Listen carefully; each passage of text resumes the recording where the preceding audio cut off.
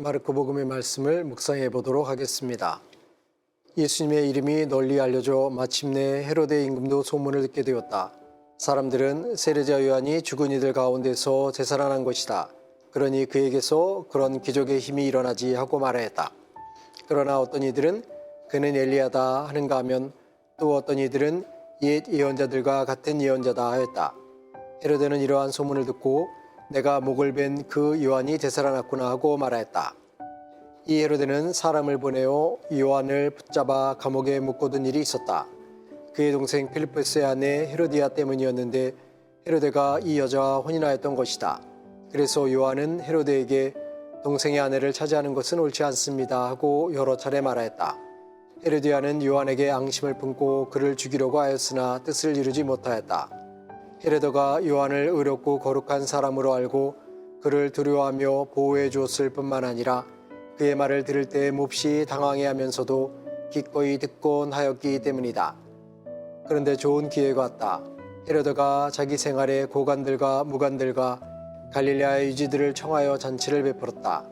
그 자리에 헤로디아의 딸이 들어가 춤을 추어 헤로데와 그의 손님들을 즐겁게 하였다. 그래서 임금은 그 소녀에게 무엇이든 원하는 것을 나에게 청하여라 너에게 주겠다 하고 말할 뿐만 아니라 내가 청하는 것은 무엇이든 내 왕국의 절반이라도 너에게 주겠다 하고 굳게 맹세까지 하였다. 소녀가 나가서 자기 어머니에게 무엇을 청할까요 하자 그 여자는 세례자 요한의 머리를 요구하여라 하고 일렀다.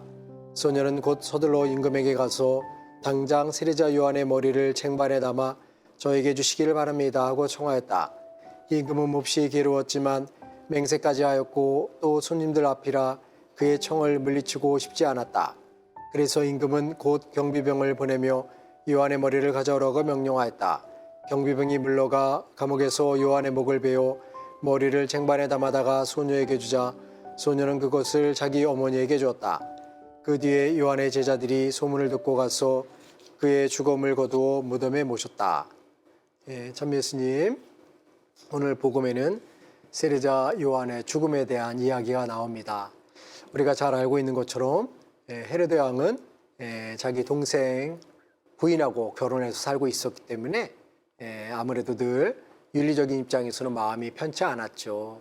그런데 특별히 헤로데의 부인인 헤로디아는 그러한 부끄러움을 인정하지 않고 그것의 정당성을 확보하기 위해서 열심히 노력하고 있던 결과 특별히 세례자 요한이 말을 하고 있다는 것을 듣게 되고 헤로데가 결혼잔치에서 헤로디아의 딸이 춤을 추는 것에 기뻐하면서 원하는 것을 다 이루어진다고 하자 그 딸은 세례자 요한의 목을 달라고 합니다. 어쨌든 세례자 요한이 이렇게 해서 참수형을 당해서 죽게 된 그런 여정이 나오는데 헤로데가 사실은 세례자 요한에 대한 좋은 이미지를 갖고 있었고 요한을 의로운 사람으로 생각하고 있었고 그래서 그의 말을 잘 경청하기도 하였습니다.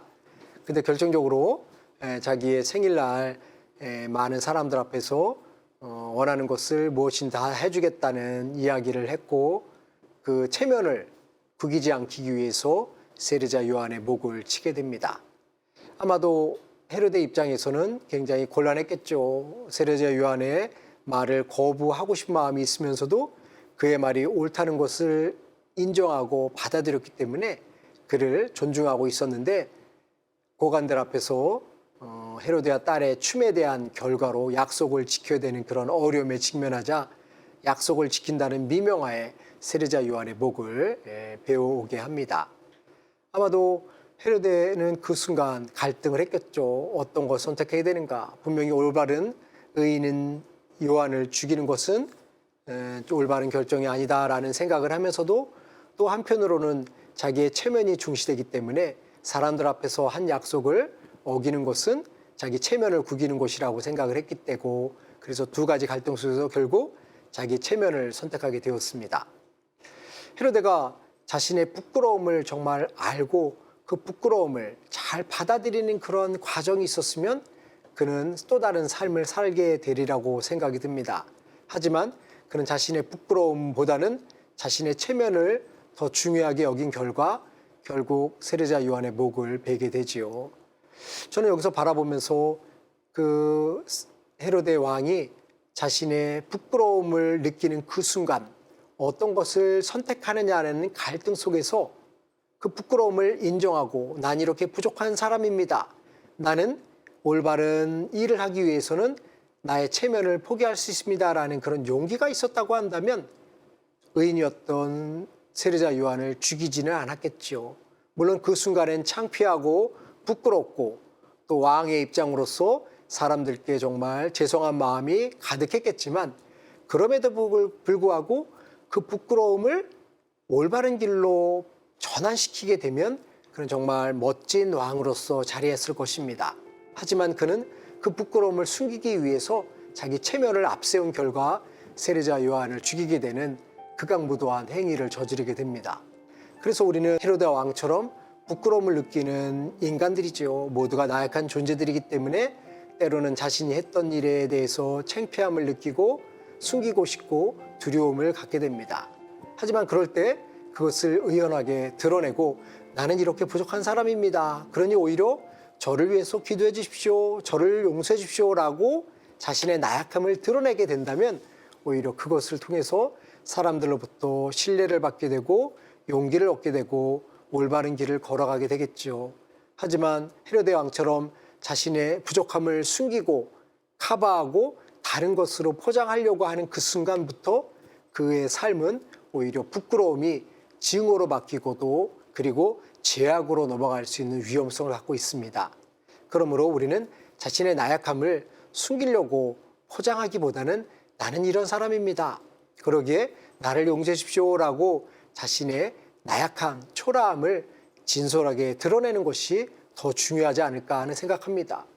우리가 나약하고 초라하고 부족한 것은 아무런 문제가 되지 않겠죠. 왜냐하면 우리는 하느님에 의해서 창조된 존재이기 때문에 완벽한 존재가 아니기 때문에 늘 나약성을 갖고 있는 것이고 불완전함을 소유할 수밖에 없는 존재이죠.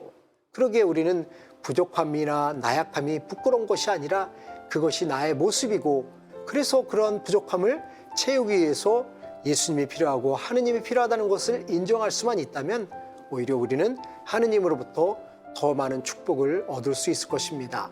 그러므로 헤로데 왕처럼 자신의 부끄러움을 숨기려고 체면에 집착하는 삶이 아니라 자신을 있는 그대로 보여주고 그로 인해서 사람들로부터 위로와 도움을 받을 수 있는 개방된 모습으로 세상을 살 수 있으면 좋겠습니다.